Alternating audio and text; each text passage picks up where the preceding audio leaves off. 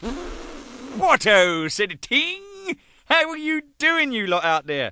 Gosh, I guess you are now the proud owners of the very first little box set of the re-released singles from Iron Maiden.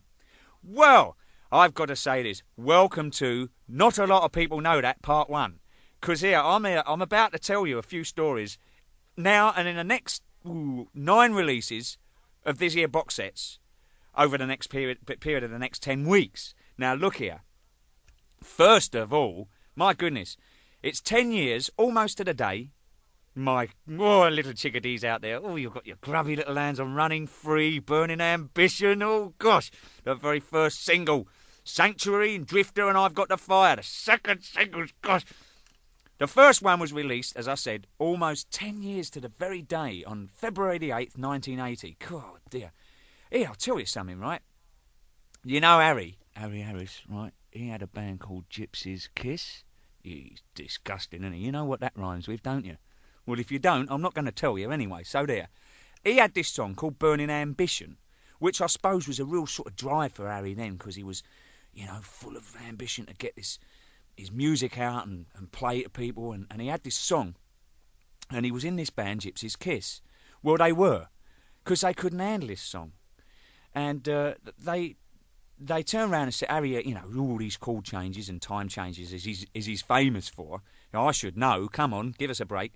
So he took the song to the band, and they've gone, oi, Harry, Gypsy's Kiss off, will you? I can't play that.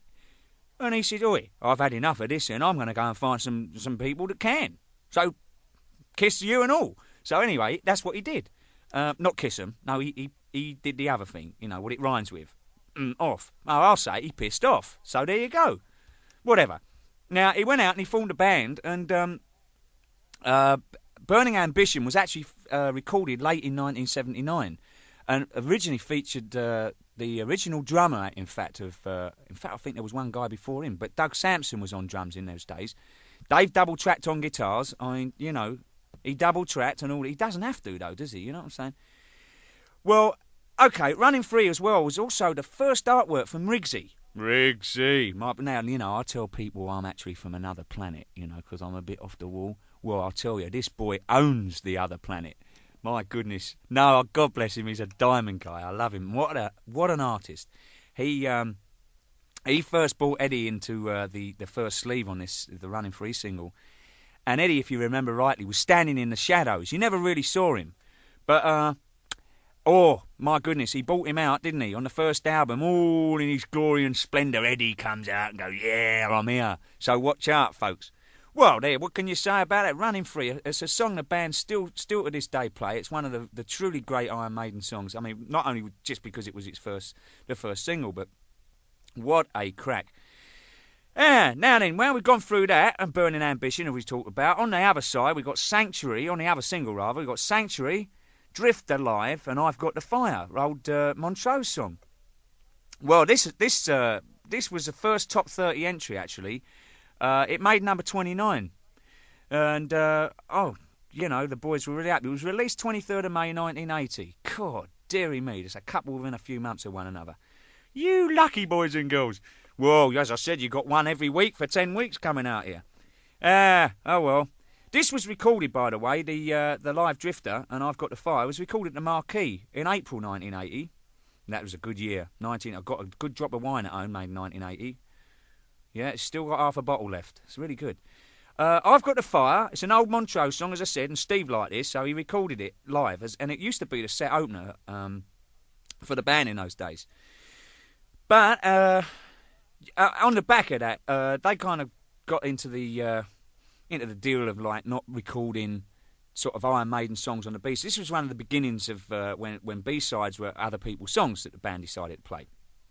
Anyway, around this time, they didn't get a top of the pops, rotten buggers. Well, we all know why. It's a bleeding BBC, innit? Well, we'll work out some sort of abbreviation for that later on. But anyway, they couldn't get on because there was some industrial action, strikes and all that good stuff. You know, what the BBC usually like to do. He moved a broom. Well, is he a labourer? No, he well ain't. Well, that's it. We're going on strike. Put your teacups up to your face, lads. Let's go up to the canteen and have another drink. You know, whatever. Well, what can you say? Strikes all around. So the boys didn't get to play Top of the Pops. That's no biggie, you know. They never played a band anyway, do they? Poxy, BBC. Crikey. Anyway, funny enough, around this time, it was the very first gig I ever did with Iron Maiden. No, not actually playing with them, like as a band, a full band. I played in a band called McKitty. And these guys... in McKitty, a guy called Donovan McKitty and myself, we did a gig in Belgium, and it was in fact, not a lot of people know this, but it was in fact Maiden's very first European gig. How about that? And I was there, so there. Stuff that up your gin pipe and smoke it, right? So there you go. I was really privileged to be there, and that's when I really first met the band, and we got on so well. We had such a riot. What can I say? Anyway. Then you remember the Sanctuary sleeve, you lot? Yeah, was it Maggie Thatcher? Whoa, can you believe it? She was there. You know what she was trying to do? Stupid cow. She was trying to pull down an Iron Maiden poster off the wall. Well, what can you say about that? Not a lot, believe me. She was, I don't know why they called her the Iron Maiden, do you? Nothing like this. I know why. Maybe because she's like Eddie. Listen. By the way, I've got to tell you this. We'll stop real quick, all right? I mean, I'm running out of time on this one, but nevertheless. You remember Eddie, right? Well, because you remember Eddie. Well, this is the origin of Eddie, right? The band used to have this backdrop which featured a theatrical mast, and it sort of spat out all this red dye and smoke and all that gobbing stuff, and there's poor old Clive sitting under it, getting gobbed on every night. Oi, what's all this he's going? What's all this red, all this shit coming over my head? I've had enough of that. Paint, anything you could find. Anything they could find, they sling in it. Anyway, when they called him Eddie the Head, see? And it's after an old East End joke, which goes as follows. Yeah, Eddie was very unfortunate. He was born without a body. So nevertheless, his parents loved him dearly and took him home and placed him on a mantelpiece one day. Well, his family gave him lots of love and attention, and he always got loads of presents on his birthday, kind of, blowing things and hats and all that kind of stuff. Well, anyway, one year he was about 16. And the hospital phoned up Eddie's parents, and they said to him, look, due to modern technology and all those good things that we can do with, all this stuff nowadays, we are now able to build Eddie a body. So, with this, the whole parents were so excited, they couldn't believe it. And they couldn't wait to tell Eddie, I mean, this is it, Eddie's going to have a body. However, as it was close to his birthday, they decided to tell the doctors to go ahead and build his body. And then they would surprise him. And, it weren't far away from his birthday. I thought, good birthday present. So anyway, a few weeks later, the big day arrived. Yes, Eddie's birthday. So his parents goes up to him. And I walk up to the mantelpiece. I said, hello, Eddie. How you doing? This year is going to be the best birthday yet. Have we got something for you? Such a wonderful present. His mum's gone, oh, goodness, Eddie, we're so pleased. And Eddie's gone, oh, no, said Eddie, not another fucking hat. Oh, I think it's funny. Yeah, it is. It's pretty good, isn't it? Anyway, after this, Derek came up with this, the creature, or Eddie and the body and that on the record covers.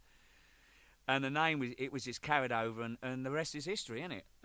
And Eddie's out there. Yeah, he's got to have a bit of nookie before long. That's all I can say.